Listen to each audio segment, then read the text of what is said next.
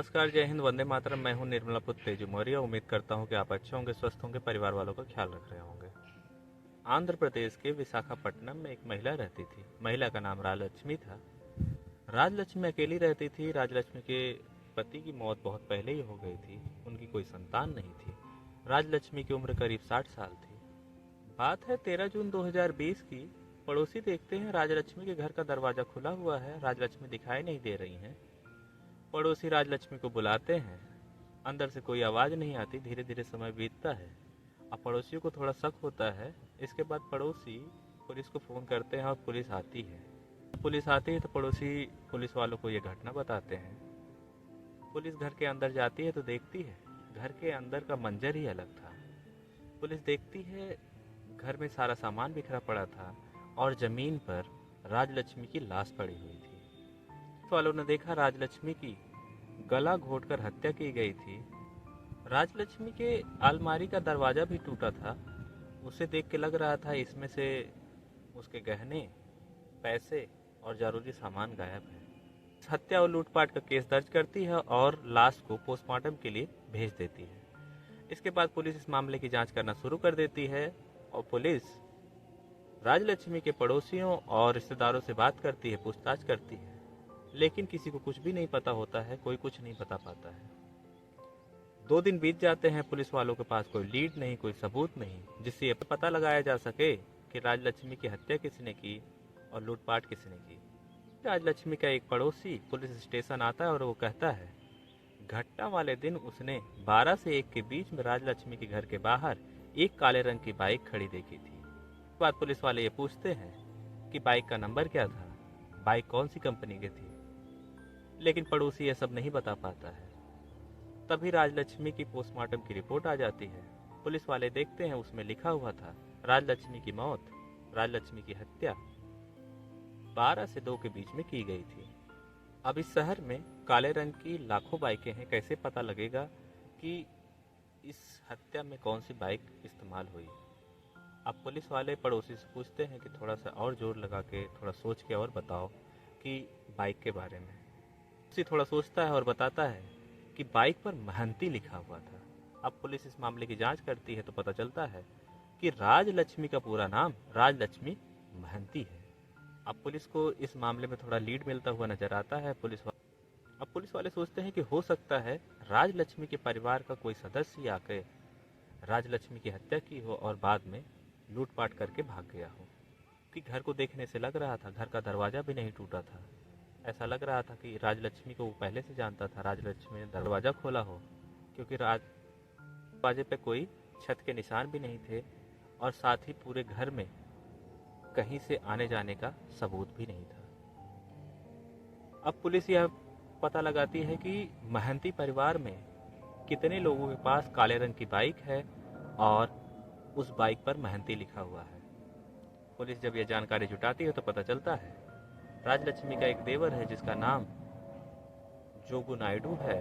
वो अपने परिवार के साथ विजयनगर में रहता है। पुलिस जोगू नायडू के घर पहुंचती है पूछताछ करने के लिए तो देखती है घर के बाहर एक बाइक खड़ी हुई है जिस पर महंती लिखा हुआ है। अब पुलिस वालों को लगता है कि शायद केस सुलझ जाए। पुलिस जोगू नायडू से पूछताछ करती है और जोगू नायडू बताता है कि उसे इस मामले में कुछ भी नहीं पता है। अब पुलिस उससे बहुत बारीकी से, बहुत सख्ती से पूछताछ करती है, लेकिन जोगू नायडू के हाव भाव और उसके बात करने के तरीके से पुलिस समझ जाती है कि जोगू नायडू निर्दोष है। जोगू नायडू ने कुछ भी नहीं किया, उसे इस बारे में कुछ भी नहीं पता है। नायडू से पूछती है कि तुम्हारी यह बाइक कौन कौन इस्तेमाल करता है। जोगू नायडू बताता है वह अकेला यह बाइक चलाता है। अब पुलिस जोगू नायडू को सच बताती है और कहती है यह बाइक राजलक्ष्मी की हत्या में इस्तेमाल की गई थी। पुलिस वाले जोगू नायडू से कहते हैं तुम थोड़ा सोचो और जोर दे के बताओ, कहीं यह बाइक तुमने किसी और को दी तो नहीं थी। जोगू नायडू सोचता है और कहता है उसने अपनी यह बाइक 11 से 15 जून तक अपने एक दोस्त को चलाने के लिए दिया था। पुलिस वाले उस दोस्त के बारे में पूछते हैं तो बताता है मेरे दोस्त का नाम लंका मोहन राव है और वह बताता है वह आर्मी में है। वो छुट्टी के बाद घर आया हुआ है। उसके बाद उसने मुझसे बाइक ली हुई थी। साथ ही जोगू नायडू बताता है कि लंका मोहन राव भी राजलक्ष्मी भाभी से पहले भी मिल चुका है। मेरे साथ वो कई बार उनसे मिलने गया था। अब पुलिस वालों को लंका मोहन राव पे शक होता है और पुलिस वाले लंका मोहन राव के बारे में जानकारी जुटाना शुरू कर देते हैं। पुलिस वाले जब जानकारी जुटाते हैं तो पता चलता है लंका मोहन राव आर्मी में है और उसकी छुट्टी हुई है, वो घर आया हुआ है और उसकी छुट्टी खत्म हो गई है। इसके बाद भी वो अभी तक आर्मी ज्वाइन करने नहीं गया है।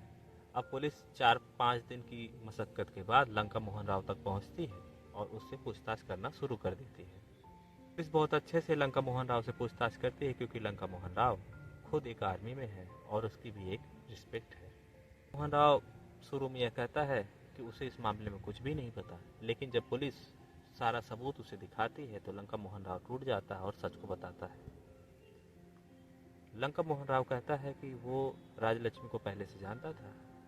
वो जोगू नायडू के साथ पहले भी राजलक्ष्मी से मिलने गया था और उसी ने राजलक्ष्मी की हत्या की है। अब पुलिस वाले जब जानकारी जुटाते हैं लंका मोहन राव के बारे में तो पता चलता है लंका मोहन राव को जुए, शराब और लड़कियों का लत लगा हुआ है। उसे रोज एक नई लड़की चाहिए होती है, जिसकी वजह से वो एक भारी कर्ज में डूब गया है।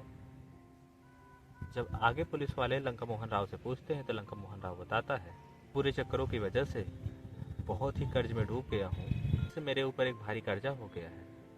एक दिन मैंने सोचा क्यों ना राजलक्ष्मी को मारकर उनके सारे पैसे, सारे गहने हड़प लिए जाएं, चोरी कर लिए जाएं। उनके पास पैसा भी बहुत है, वो अकेली रहती हैं, वो कुछ कर भी नहीं पाएंगी। इससे शायद मेरा कुछ कर्जा कम हो जाए, शायद मेरा कर्जा उतर जाए। और लंका मोहन राव एक प्लान करता है और जोगू नायडू के पास पहुंचता है और उसकी बाइक लेता है। उसके बाद यह बाइक लेके राजलक्ष्मी के घर पहुंचता है। राजलक्ष्मी उसे पहले से ही जानती थी। वो घर के अंदर उसे बुलाती है। मौका पाकर लंका मोहन राव